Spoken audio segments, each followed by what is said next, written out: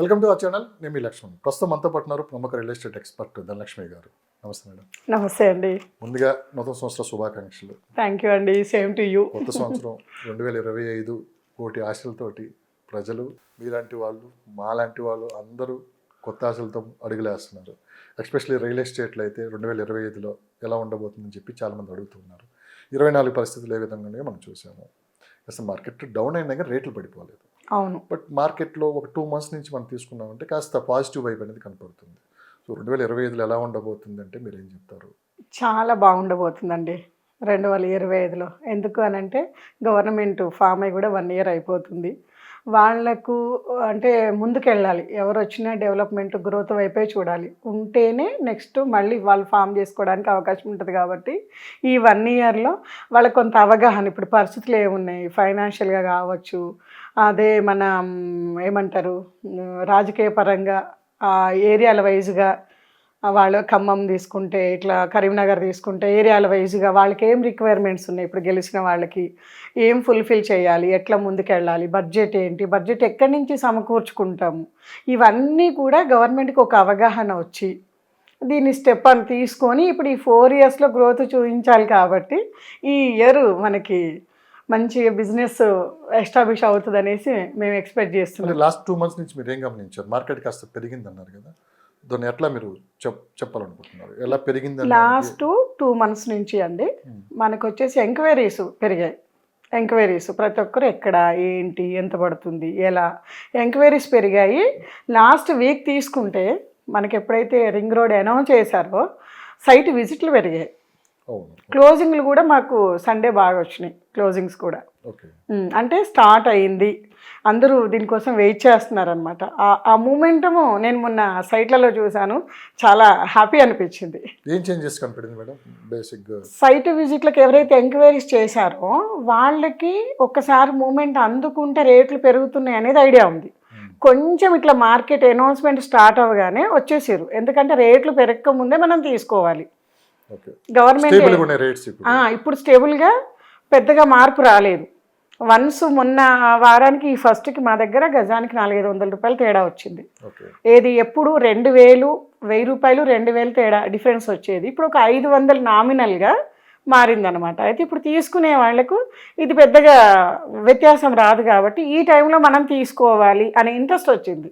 Interest వచ్చి ఎవరైతే క్లియర్గా అమౌంట్ ఉండి డెసిషన్ తీసుకోగలిగిన వాళ్ళు వచ్చి డీల్స్ క్లోజ్ చేసుకున్నారు.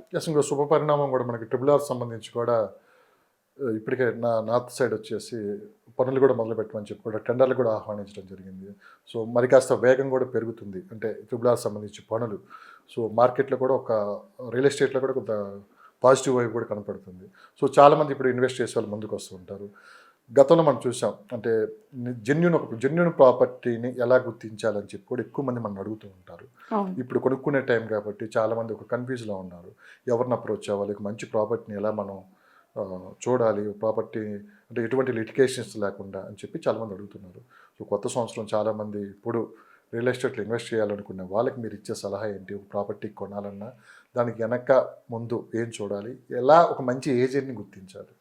కంపెనీ వైజ్గా వచ్చేసండి మనకి కొంచెము అంటే ఒక 40 ఎకరాల పై మాట ఉన్న వెంచర్స్ సెలెక్ట్ చేసుకుంటే మనకి ఏమంటామంటే 30% ఆక్యుపెన్సీ వచ్చినా మిగిలిన వాటికి రేట్లు పెరుగుతాయి అనుకుంటాము.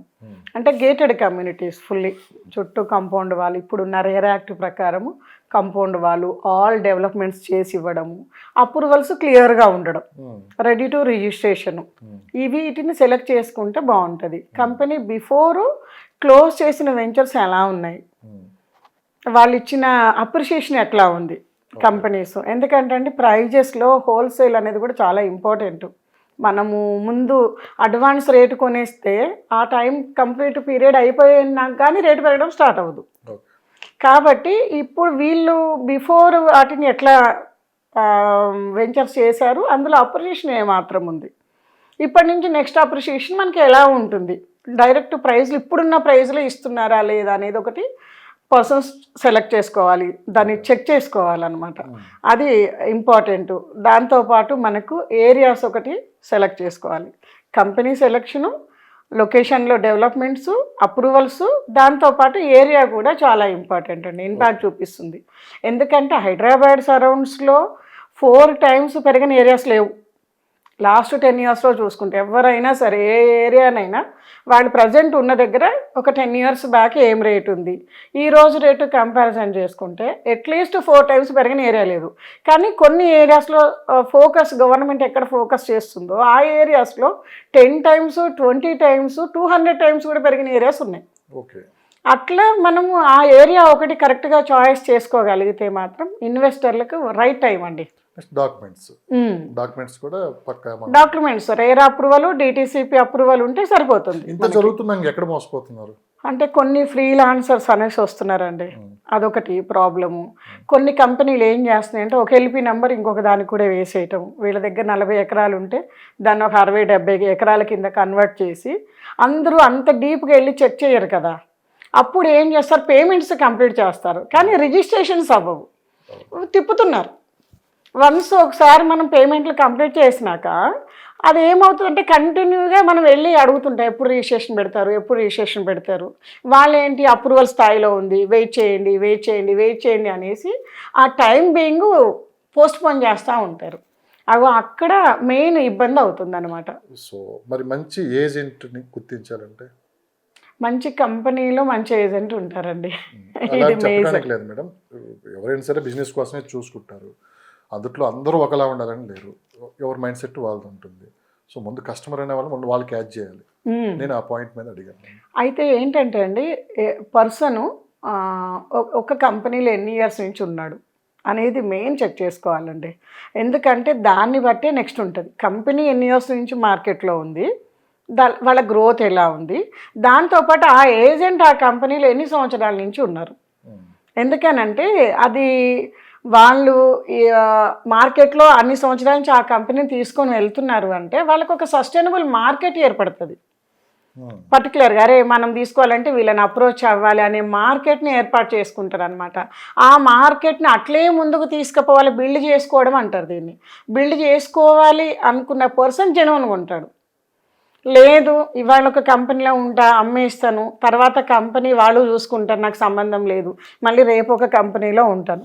అదే ఇక్కడ పాయింట్ ఏంటంటే ఇవాళ ఉన్న ఈ కంపెనీలో ఉన్న వ్యక్తి నెక్స్ట్ 1 or 2 months తర్వాత వేరే కంపెనీలో కనిపిస్తున్నారు. అది చాలా ఇవాళ ఈ కంపెనీలో ఉన్న వ్యక్తి మా ప్రాపర్టీ గొప్ప అని చూస్తాడు, మళ్ళీ అక్కడికి వెళ్ళిపోయినా ఆ ప్రాపర్టీ గొప్ప అని చూస్తాడు. మల్టీ వెంచర్స్ దగ్గర పెట్టుకుంటున్నారండి ఏజెంట్స్. ఇప్పుడు నేను లేటెస్ట్గా చూసినది ఏంటంటే, వాస్తవాలు చెప్పండి, మల్టీ వెంచర్స్ దగ్గర పెట్టుకొని మీకు ఎక్కడ కావాలంటే నేను అక్కడ ఇప్పిస్తాను అన్న పర్సన్ ఏ కంపెనీ తోటి పర్టికులర్గా బాండేజ్ ఉండదు, ఏ కంపెనీ మీద అవగాహన ఉండదు, ఆ ప్రోడక్ట్ మీద కూడా అవగాహన ఉండదు. ఎందుకంటే 10 వెంచర్స్ గురించి 10 ఏరియాస్ గురించి ఎక్స్ప్లెయిన్ చేయలేడు. నువ్వు ఈ వెంచర్ తీసుకుంటావన్నప్పుడు నాకు పలానా ఏరియాలోనే ప్లాట్ కావాలనుకున్న పర్సన్కి, కస్టమర్కి దాని మీద అవగాహన ఉంటేనే అది కరెక్ట్. కాదు మేడం, ఒక డౌట్ ఉంది.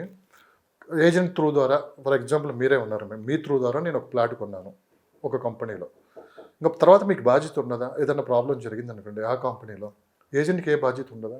100% బాధ్యత ఉంటుంది. అయితే ఎస్కేప్ అవ్వే వాళ్ళు కూడా ఉన్నారు ఇందులోంచి, ఈ బాధ్యతలో నుంచి. ఇది మేజర్ ఇంపార్టెంట్ అనమాట. ఎస్కేప్ అవ్వడం అంటే నువ్వు కావాలి పర్టికులర్ ఏరియాలో వెంచర్ అంటే నేను ఆ కంపెనీ నీకు చూపించాను, ఇంతవరకే క్లారిటీ వచ్చిందండి. నువ్వు ఆ ఏరియాలో కావాలంటే నేను నీకు చూపించాను కాబట్టి బాధ్యత నీదే అని కస్టమర్కి అప్పచెప్పేస్తాడు. అదే ఇప్పుడు నేను చెప్పిన ఏరియాలో నేను చేస్తున్న ఏరియా గురించి మీకు ప్రమోట్ చేసినప్పుడు, మీకు ఎక్స్ప్లెయిన్ చేసినప్పుడు నేను బాధ్యత తీసుకుంటాను. ఆ కంపెనీలో నేను ఫర్ ఎవర్ ఉన్నాను. ఇప్పుడు మా కంపెనీ ఉన్నాయండి, 3 ఏరియాస్లో వెంచర్స్ రన్ అవుతున్నాయి. నేను ఇందులో 11 years నుంచి వర్క్ చేస్తున్నాను. నెక్స్ట్ 20 years కూడా నాకు ఇదే కంపెనీలో కంటిన్యూషన్ అవ్వాలని ప్లానింగ్ ఉంది. కాబట్టి ఇప్పుడు నేను ఎప్పుడు మీతో పాటు కంటిన్యూ ఉండగలుగుతాను. ప్రాపర్టీని కొనే ముందు మనం అన్ని చూస్తాం, ఎలా చూస్తామో ఏజెంట్ని కూడా కంపల్సరీ మనం అదెంతో ఇది అంతే 100% అంటే అది. ఎందుకంటే ఫర్ ఎవర్ సర్వీస్ కూడా ఇంపార్టెంట్. ఎందుకంటే రేపు ఇల్లు కట్టుకోవాలనుకుంటాము, రేపు సేల్ చేసుకోవాలనుకుంటాము, కాబట్టి అది కూడా మనకి ఇంపార్టెంట్. రైట్ మేడం, అంటే ఒక మంచి ప్రాపర్టీతో పాటు మంచి ఏజెంట్ని కూడా మనం కస్టమరే సెలెక్ట్ చేసుకోవాలి. సో దాంతోపాటు ఇప్పుడు కొత్త సంవత్సరం, ఇంకా ఒకే ప్లేస్లో ఇన్వెస్ట్ చేయాలని చెప్పి చూడలేదు ఎవరు. ఇప్పుడు అవును. అంటే ఎక్కువ మంది లాస్ట్ టైం మనం చూసింది ఎక్కువ బెంగళూరు హైవేనో ముంబై హైవే అని చెప్పి లేదంటే శ్రీశైలం హైవే అని చెప్పి ఎవరు ఎక్కువ ఇన్వెస్ట్ చేస్తే అక్కడికి వెళ్ళారు అంతా. కానీ ఇప్పుడు కాస్త మార్పు కనిపిస్తుంది. అన్ని 360 డిగ్రీస్లో ఇన్వెస్ట్ చేయడానికి ఇష్టపడుతున్నారు. ప్రజెంట్ ఏ లొకేషన్లో కొంచెం డిమాండ్ ఎక్కువ ఉందంటే మీరు ఏం చెప్తారు మేడం? సార్ మనం ఎప్పుడు డిస్కస్ చేసినా మాక్సిమం మీ ఛానల్ నుంచి అయితే డిమాండెడ్ ఏరియాలే మాట్లాడతారు. Yes madam. అట్లా అందులో ఇప్పుడు డిమాండెడ్లో ఉంది ring road surrounds development growth ఎక్కడ దాకా వెళ్ళిందనే పాయింట్ ఆఫ్ వ్యూలోనే ఇప్పుడు వచ్చే రీజనల్ రింగ్ రోడ్డు మనకి అన్ని డిస్ట్రిక్ట్లను కలుపుకొని వస్తుంది కాబట్టి ఆ గ్రోత్ క్యారిడార్లే చెప్తాను నేనైతే. ఒకటి బెంగళూరు హైవే, రెండోది ఇప్పుడు శ్రీశైలం హైవే యాడ్ అయింది మనకు, ఎందుకంటే ఆ వర్క్ స్టార్ట్ అయిపోయింది కాబట్టి అదొకటి యాడ్ అయింది. వరంగల్ హైవే గురించి కూడా అనౌన్స్మెంట్స్ నడుస్తున్నాయి మనకు. ఏది ఐటీ క్యారిడార్స్ కానివ్వండి, ఇండస్ట్రీస్, ఫుడ్ ప్రాసెసింగ్ యూనిట్స్, వీటిని కూడా అటు మనం అనౌన్స్ చేద్దామనేసి అది నడుస్తుంది. దాని మీద కూడా ప్రాసెస్ ఉంది. తర్వాత ముంబై హైవే మనకు నీమ్స్ ఉంది. నీమ్స్లో కూడా మనకి కంపెనీస్ ఒక్కొక్కటి ఎస్టాబ్లిష్ అవుతున్నాయి. అటు ఇంకొకటి ఏంటంటే షాబాద్ ఏరియాస్, చేవెళ్ళ, పరిగి, షాబాద్ ఏరియాస్లో కూడా మూమెంట్ బాగుంది. ఎందుకంటే ఇప్పుడు మనకు చందనవల్లి, సీతారాంపూర్, సెజ్ క్యారిడార్స్ ఉన్నాయి. మేము 2 years బ్యాక్ ఒక హెచ్ఎండిఏ లేఅవుట్ లాంచ్ చేసాం 13,000, ఇవాళ అది 24,000 నడుస్తుంది. అంటే 2 yearsలో ఆల్మోస్ట్ డబుల్ అప్రిషియేషన్ వచ్చింది. ప్లస్ అట్లనే అది 1,00,000కి వెళ్ళడానికి కూడా స్కోప్ ఉంది. రింగ్ రోడ్ లోపల పక్కన వస్తున్నాయి. సెజ్ క్యారిడార్లో వచ్చేసండి మనకు హైదరాబాద్ విలేజ్ ఉంటుంది. అసలు అది మేము చూసినప్పుడు ఒక చిన్న పల్లెటూరు అండి. మొన్న మేము వెళ్ళేసి వస్తుంటే సండే రోజు ఈవినింగు, అంటే అక్కడ కన్స్ట్రక్షన్కి సంబంధించిన వాళ్ళు మనకి ఇప్పుడు జీడిమెట్ల ఏరియాలో ఎట్లా కనిపిస్తారు, సూరారం కాలనీస్, ఇవన్నీ అంటే చిన్న ఉద్యోగస్తులు అనమాట. ఆ ఫ్లోటింగ్ కనబడుతుంది కదా మనకు, ఆ ఫ్లోటింగ్ మేము అక్కడ చూసాం. అసలు ఆశ్చర్యం వేసింది. ఆ ఫ్లోటింగ్కి తగ్గట్టుగా కమర్షియల్ స్పేసెస్ పెంచారు. సింగిల్ రూమ్స్ వేయడం, వాళ్ళు అట్లే ఉంటారు కాబట్టి బయట నుంచి వచ్చిన వాళ్ళు, ఆ స్పేసెస్ పెరగడం వలన అక్కడ మామూలుగా మూమెంటం స్టార్ట్ అయిపోయింది. మేము మొదలుపెట్టినప్పుడు 2-3 కంపెనీలు, వెల్స్పాన్ ఒకటి, కుందన్ టెక్స్టైల్స్ ఒకటి, అమెజాన్ డేటా సెంటర్ ఒకటి, ఇవి 3 అండర్ కన్స్ట్రక్షన్, కొంత వర్క్లో ప్రాసెసింగ్లో ఉన్నాయి. ఇవాళ వెళ్ళి చూస్తే అండి ఆక్యుపెన్సీ ఎంత పెరిగిందంటే అసలు దాదాపు ఎటు చూసినా రోడ్స్, ఎటు చూసినా కన్స్ట్రక్షన్ వర్క్ నడుస్తున్నాయి కంపెనీస్. ఆల్మోస్ట్ 50% వరకు ఆక్యుపెన్సీ వచ్చింది మాకు కనపడినంత వరకు. ఆ ఏరియా కూడా ఇన్వెస్ట్మెంట్స్ పరంగా రేపు అక్కడ కంపెనీలలో వచ్చేవాళ్ళు ఫస్ట్ లేబర్తోనే స్టార్ట్ అవుతుంది. చిన్న ఎంప్లాయీస్తో స్టార్ట్ అయ్యి పెద్ద ఎంప్లాయీస్ వరకు వెళ్తుంది కాబట్టి అక్కడ మనకు హెచ్ఎండిఏ లేఅవుట్స్ అందుబాటులో ఉన్నాయి. 111 జీవో దాటినాక ఆ ఏరియా గ్రోత్ కారిడార్లోకి వచ్చింది కాబట్టి ఆ ఏరియాలో ఇన్వెస్ట్ చేసే వాళ్ళకు కూడా మంచి అప్రిషియేషన్ ఉంటుంది అనేది మా ఎక్స్పెక్టేషన్. సో ఇప్పుడు అడగబోయే ప్రశ్న మీకు కొంచెం ఇబ్బందిగా ఉంటే ఆన్సర్ చెప్పొద్దు, లేదు నేను చెప్పగలంటే మీరు చెప్పండి. ఇప్పుడు నేను నా పర్సనల్ ప్రశ్న కాదు, మా ఛానల్ చూసే వాళ్ళు ఒక వ్యక్తి నాకు ఫోన్ చేసి చెప్పిన మాట. సరే మీరు ఒక లొకేషన్ తీసుకొని ఒక వెంచర్ ప్రమోట్ చేస్తూ ఉంటారు, ఎవరైతే ఎక్స్పర్ట్స్ ఉన్నారో, ఎవరైతే రియల్ ఎస్టేట్లో టాప్ పీపుల్ ఉన్నారో, ఆ వెంచర్లో మాకు అమ్మి పెడుతున్నారు కానీ వాళ్ళు ఎందుకు కొనుక్కోరు, అన్ని డబ్బులు వస్తాయి, అంత పెరిగిద్ది ఇంత పెరిగిద్ది అని చెప్తూ ఉంటారు కదా. మరి అంత పెరిగినప్పుడు వీళ్ళు కూడా కొనుక్కోవాలి కదా, రియల్ ఎస్టేట్లో ఎంతో కొంత సంపాదించవచ్చు కదా, వాళ్ళు ఎందుకు ఇన్వెస్ట్ చేయాలని చెప్పి అడిగారు. అయితే అండి అందరికీ కూడా అంత ఆదాయాలు ఉండవు.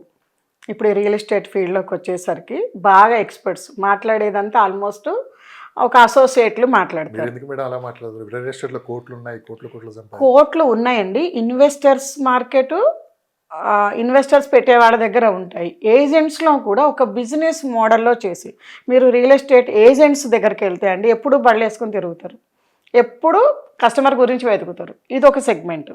రెండో సెగ్మెంట్ వచ్చేసి ఒక కంపెనీకి అటాచ్ అయిపోయి 4-5 వెంచర్స్ ఉంటే కొంత టీమును పెట్టుకొని కొంత ఆపరేట్ చేస్తుంటారు. వీళ్ళల్లో నేను లాస్ట్ ఆల్మోస్ట్ మనకి అమరావతి, గుంటూరు దగ్గర నుంచి హైదరాబాద్ దగ్గర నుంచి నేను ఒక 10 years నుంచి రియల్ ఎస్టేట్ ఫీల్డ్లో ఉన్న వాళ్ళతో మాట్లాడానండి. ఈ మధ్యలో మాట్లాడితే వాళ్ళు హయ్యెస్ట్ 2-3 CR ఆన్ చేశారండి. 2-3 CRస్లో ఇప్పుడు ఎవరో పక్కకి పెట్టేయండి, నేను ఒక 3.5 CR ఆన్ చేశాను లాస్ట్ 10 yearsలో. 3.5 CRలో మా పాప ఫ్యాషన్ డిజైనింగ్ కోర్సు ఇయర్లీ దాదాపు 4 lakhs అబో ఆమెకు పెట్టాలా. మా బాబు స్పోర్ట్స్ పర్సన్, ఇక స్పోర్ట్స్ పర్సన్ అంటే మీకు తెలుసు, ఒక షూ కూడా 15,000 తెచ్చి పెడతాడు బిల్లు.